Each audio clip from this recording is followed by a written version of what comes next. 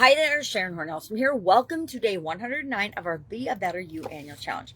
Today we're going to talk about one of my favorite exercises and something that can really help us to understand ourselves better and to learn more about ourselves. I'm going to share 5 ways to do that and use this tool once we create the tool if you haven't done it already. If you've been with me a while, you've probably already done it. If you haven't, get it ready because we're going to do it right now. We're going to create the Lifeline exercise. The Lifeline exercise is like the timelines we learned in school that document different events in time, different moments in time and events that happened at those particular moments. And then we're going to analyze and look at and we're going to apply 5 steps to how do we use this as a way to grow and become a better version of ourselves. Well, I left my time. You are probably aware I just got home from traveling and I went to look for my graphics and my timeline today because I took it with me because sometimes I like to take it with me.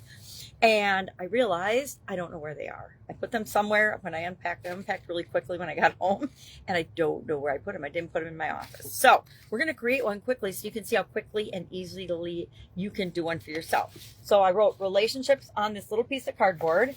Step 1 to do it is just to write the year you're born. And I'm going to do it backwards because I want you to be able to see it. So I was born in 1960. Let's see if I can do 60 backwards. I was born in 1960. So that's where I start my timeline. Then I'm going to put a straight line. I'm going to draw a hopefully semi-straight line with an arrow because I don't plan on checking out anytime soon. And I'm going to put 2025 because, oh, I wrote it right words. 20, I don't know if I can fix it. 25. It's okay. You get the idea. So 2025 looks like 2050, 1960. And then on that graph, I'm going to put highlights. Well, I was born. That's a pretty big deal, right? So I'm going to write I was born there. Then I'm going to put other key events and things that happened to me. You know, maybe a big childhood event. Like when I was 2, I fell over a trike and ripped my lip open. I had a crooked mouth ever since.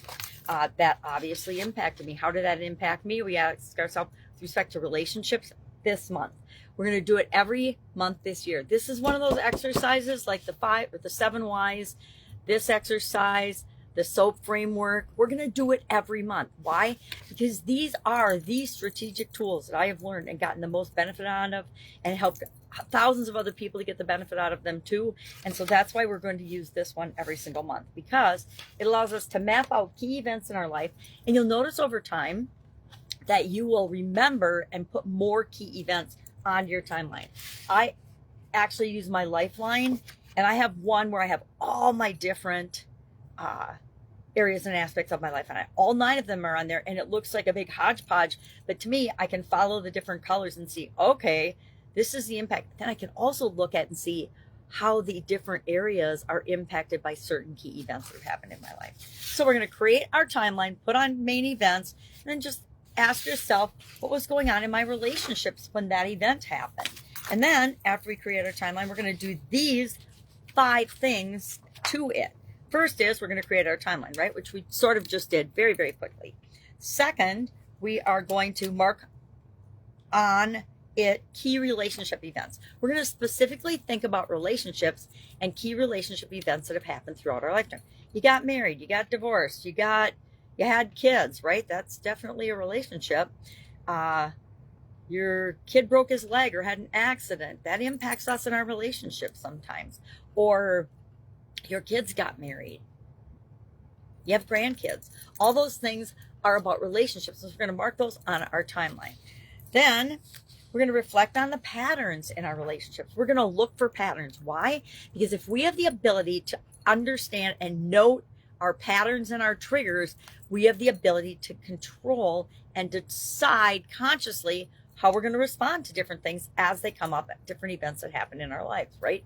We can choose how we're going to react and respond to things. I say let's choose to respond versus just emotionally reacting. Why? Because I tend to emotionally react and I know that that doesn't always turn out the way I want it to. And so I want to always be becoming more self-aware and making sure that I'm monitoring, taking that deep breath and saying, okay, well, what does this really mean? This just happened, right? This thing just happened, but what does it really, really mean for me? Does it mean I have to explode right now? Or can I take a deep breath, take a couple of beats and say, it really doesn't mean anything. It means that happened to those people, but that doesn't have any impact on me. So guess what? I'm going to have no reaction about it. Yay! I've now saved myself a whole lot of stress. Number 4, we're going to identify healing opportunities. Why? Because we all probably have some past hurts from relationships or past things that happen in relationships that we don't want to repeat going forward, right?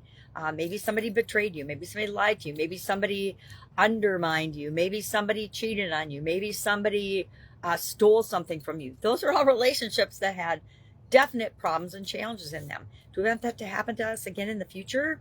I don't. Maybe you do, but I'm going to certainly not sign up for the same hurt and the same challenges over and over again. I'm going to do it once. I'm going to learn from it. I'm going to look for the patterns and triggers that led up to me being involved in that, because somehow I attracted that person, that relationship into my life. And it was probably to show me the very thing that happened and let me unequivocally say no to that that's not for me and I don't want that in my life. And then finally, number 5, we are going to set intentions for the future. We're going to learn. We're going to say, okay, I got to heal from this. I got to let this go.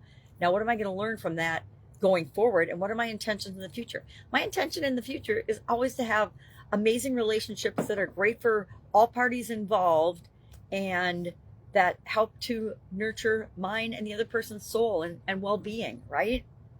Something like that. That's very clunky, but you will set your own intentions because yours are probably very different than mine. I mean, we all want to live a better life and have great relationships, but what does that look like for you? That's the most important thing. So that's our topic for today. Love this topic. Love this tool. I like to spend more time with this tool. And guess what? Even when I'm not doing a challenge, sometimes I just pull out my Lifeline and I take a look at it. If I want to improve something or if something's bothering me, but I don't know what it is, I'll just start looking at my Lifeline and all of a sudden I'll be like, it's right in my face. I knew what it was all along. I just wasn't willing to see it just yet. All right. If I can help you in any way, hit me up and ask. Otherwise, have an awesome day. And I'll, of course, be with you tomorrow.